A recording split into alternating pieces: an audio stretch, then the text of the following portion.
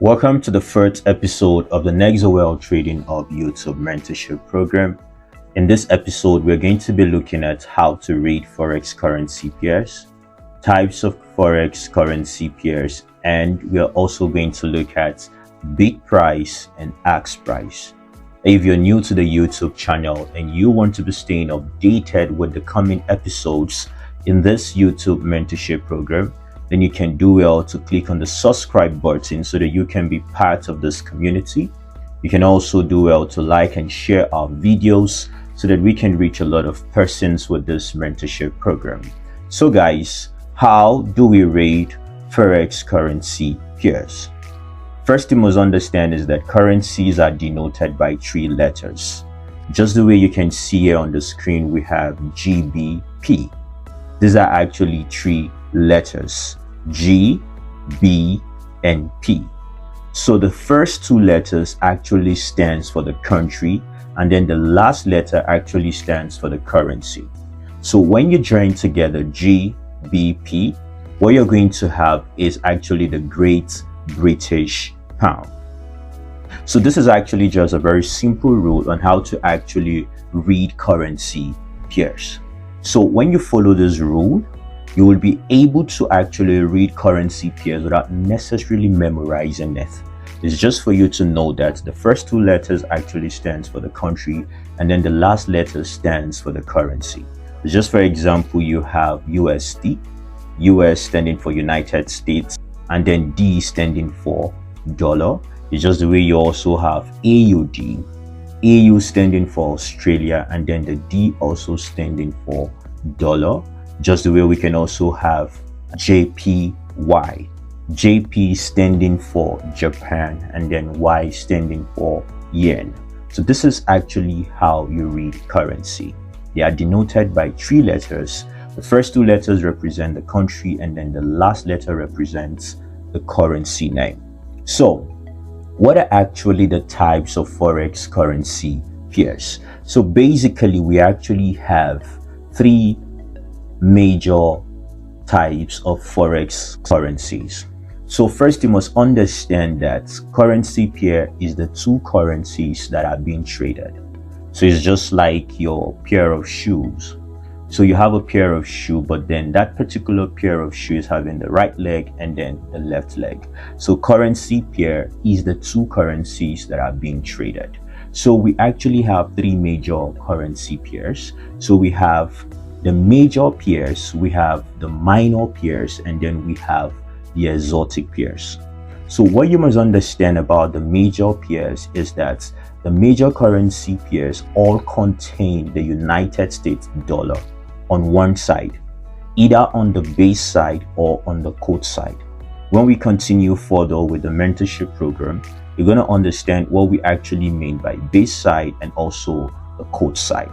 So these basically are the major currency pairs, the currency pairs that contain the United States dollars. So they are actually the most frequently traded pairs in the Forex markets. So we can just say in simple words that the major pairs include the US dollar and currencies from other developed economies. So the major generally have the lowest spread and are most liquid. So when we actually say liquid, what do we mean? Liquidity is actually used to describe the level of activity in the financial markets. So that is basically what we mean by liquidity. Liquidity simply means money. So it is the level of activity in the financial markets. So what is the activity in the financial market? Money is actually the activity that takes place in the financial markets. Exchange of money. So high liquidity means that the market has many available buyers and sellers at that particular time. So a lot of people are trading or investing in the major pairs markets. So we have more participants in the major pairs. So you can see example of the major pairs. We have the Euro USD, we have the Great British Pound to the United States dollar, we have the USD to the Canadian dollar, we have the USD to the Japanese yen, we have the USD to the Swiss franc. So you can see these are all paired currencies.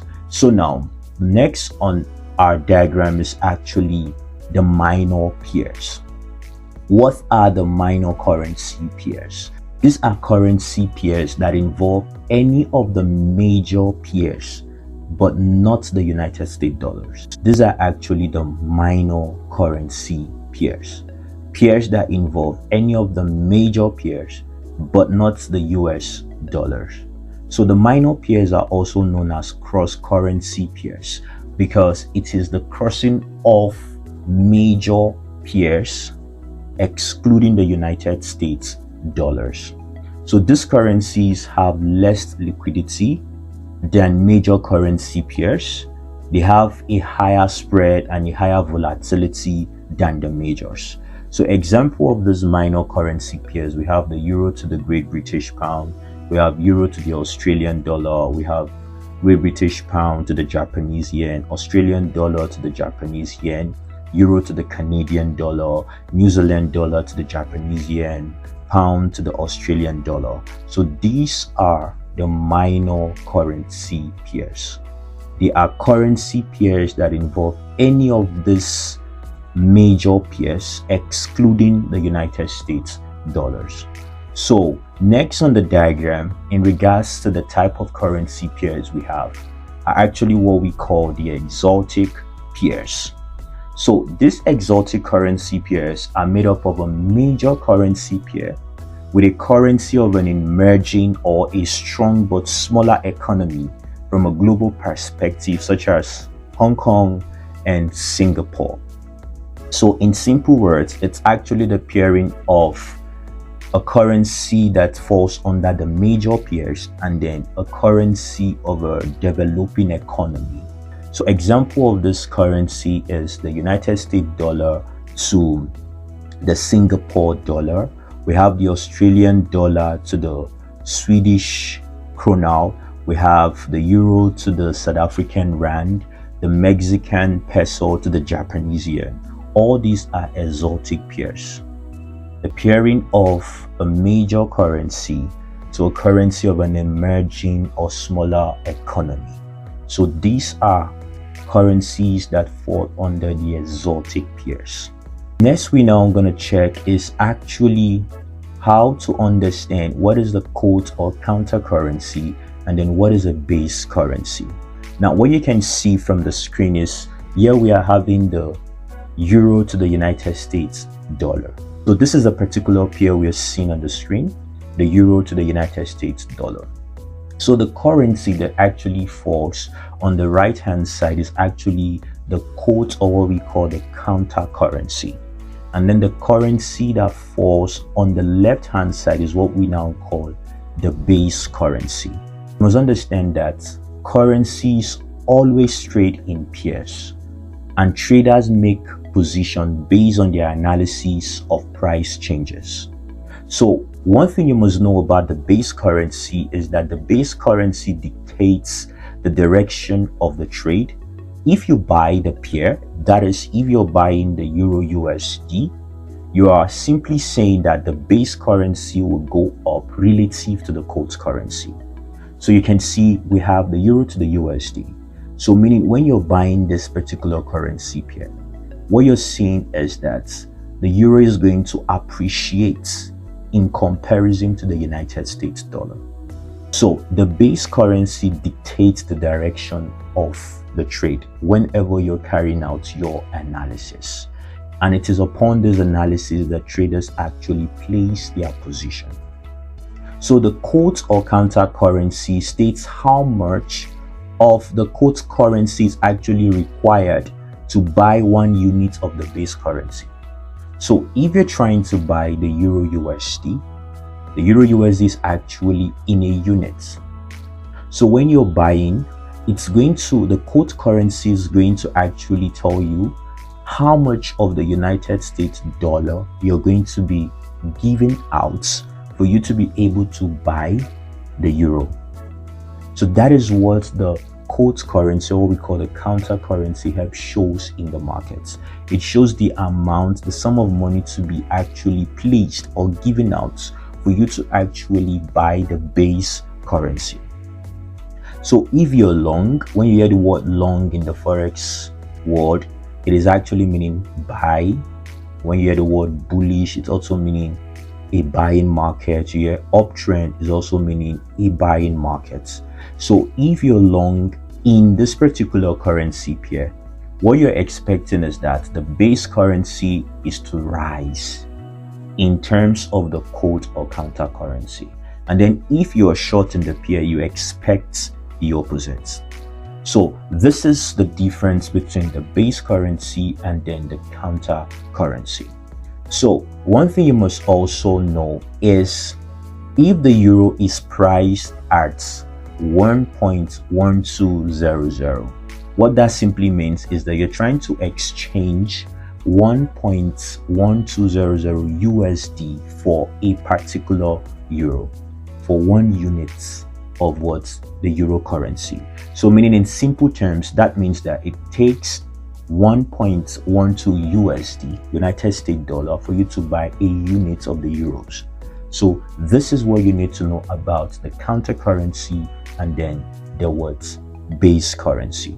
Now, whenever you go to your trading chart, you're going to see something on your screen that shows you the currency pairs, the symbol of the currency pairs, and also shows you the bid and also shows you the ask price.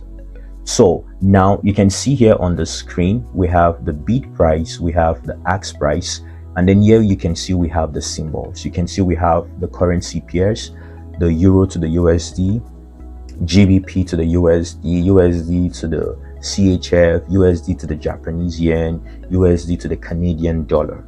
So the ask price is actually the price which you buy the base currency. So you must understand that euro here is actually the base currency, and then USD here is the quote currency. GBP in this case is the base currency, USD is the quote or counter currency. USD here is the base currency, and then the Swiss franc is the quote or the counter currency. So the ask price tells you the price which you buy the base currency, and then the bid price tells you the price which you sell the base currency. Meaning, if we are actually selling in this particular market, that is the euro USD currency pair, it means I am selling the euro at this price to buy the United States dollar at this price. So now the spread is actually now the difference between the bid price and the ask price. So the difference between the bid price and the ask price is what gives you the spread. And basically the spread is just the cost of opening a trade. That is what the spread is all about. It is just the cost of opening a trade.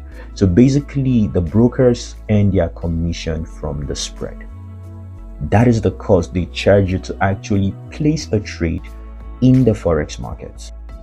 So you can now see that based on the diagram or the image you're seeing on the screen, let's say if you see this particular image having the bid price and the ask price on your MT4 or your MT5 platform, when you decide to short the euro USD, let's assume you're trying to short the euro USD. So when you possibly decide to short the euro USD, what you're going to see is that you will sell at the bid price. So when you make a buy trade, meaning you would buy at the ask price. So you must understand what the bid price and the ask price stands for.